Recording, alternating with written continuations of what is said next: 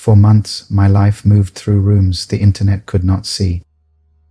Offices, interviews, professionals asking questions, files opening, evidence examined. Behind those quiet doors, something important was happening.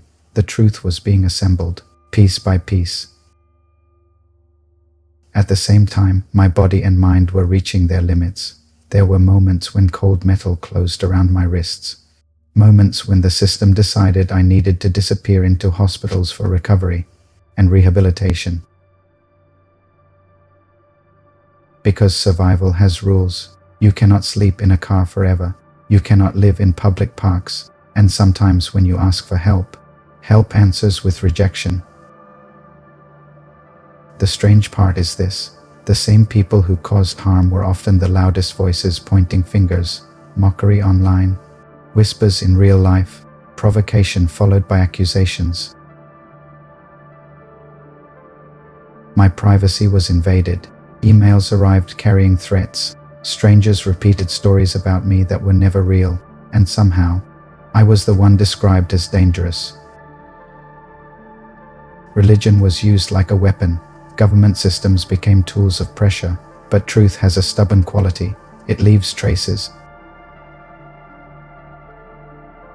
Digital footprints remain, messages survive, records exist, and when the moment came, those records spoke.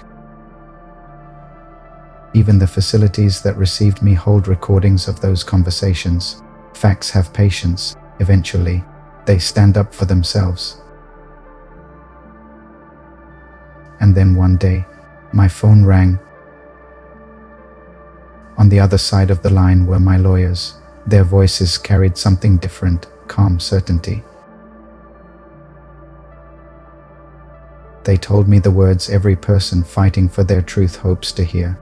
The records are being corrected. Some people might imagine that moment differently. They might think the victory was about money or about someone being arrested. But the real victory was much simpler. The truth being written back into the record documents, corrected, facts restored. My name cleared from the noise of dirty mouths.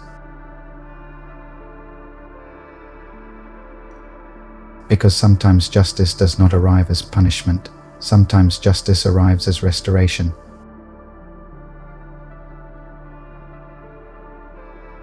For me, that meant something deeper.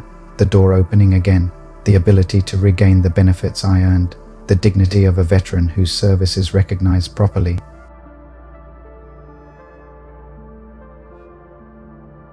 And in that moment, something inside me finally exhaled. It felt almost cinematic, like an unexpected visitor stepping into the room.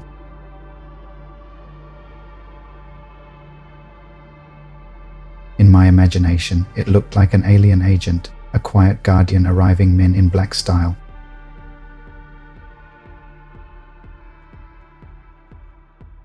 Not dramatic, not loud, just sealing protection around my path. Guiding me step by step through darkness until the darkness revealed itself for what it truly was, just darkness. And now the scene looks very different. I sit quietly with a cup of coffee, reading a letter that would make any veteran smile again.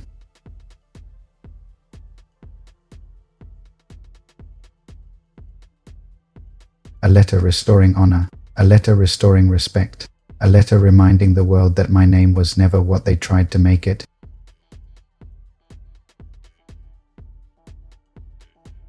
Because service means something, integrity means something, truth eventually means everything. While all of this was unfolding, something else returned to my life: work. I was given the opportunity to contribute again, to use my skills, to serve the community, to bring value where it is needed. And the rest of my talents continue here, through creativity, through storytelling, through speaking about realities many people chase for attention, without ever knowing what it feels like to live them. Some subjects go viral. but the people discussing them rarely understand the experience of the victim.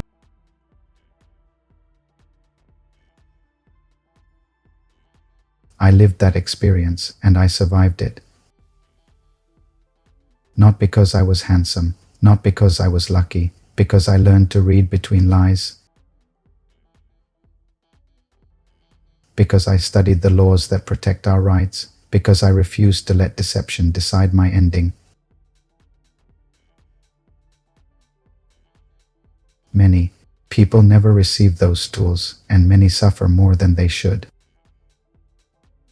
So no, I am not a hero. I am simply a voice, a person speaking about what survival really looks like when systems fail.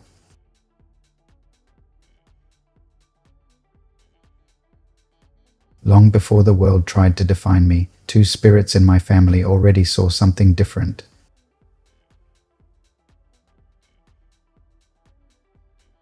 My grandmother, my uncle, they believed I carried the strength to interrupt an old cycle.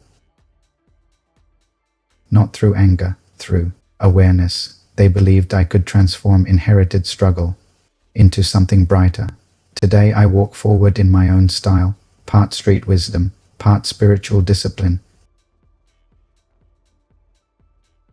A gangster shaman moving through chaos with quiet ninja steps, a gentle-hearted guardian protecting the dragon within, and somewhere behind me, a shadow wolf walks beside my path. Spiritual protection is real. When intention aligns with truth, the universe rearranges the road ahead.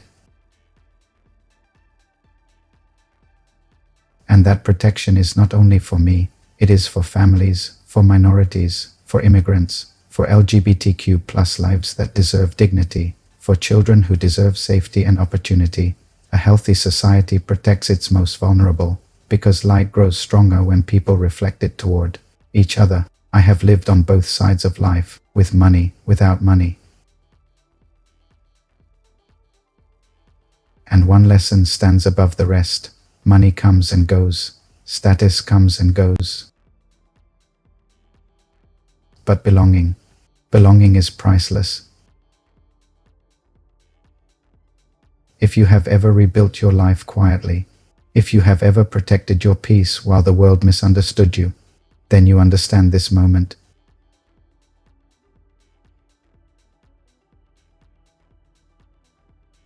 If this story resonates with you, subscribe to the channel. This space documents transformation as it really happens. Leave a comment if something here spoke to you. Your voice matters more than you might think. And if you want this message to reach someone who might need it, a simple like helps carry it further. Because truth does not always shout, but when truth finally speaks, even the universe listens.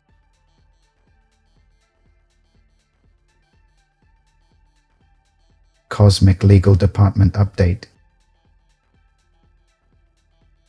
Case closed.